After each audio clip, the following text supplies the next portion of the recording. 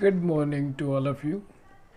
Yes, I pay my gratitude to God, Sadguru, and Saint of the societies.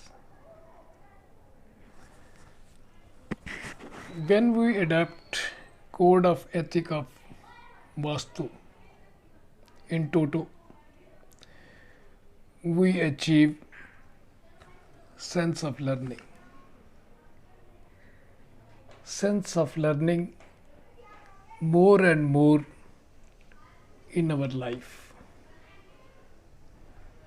We experience it. Yes, today's Vastu tip. We just check that the door are not making unpleasant noise while opening and closing the door of house, of unit or industry or business unit, whatever it is.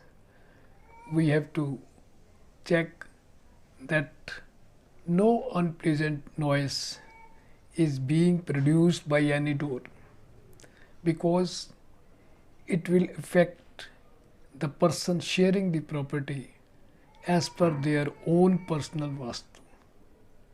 That's all for today. Next Vastu tip on next Saturday.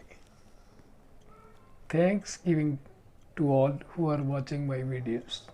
Thanks.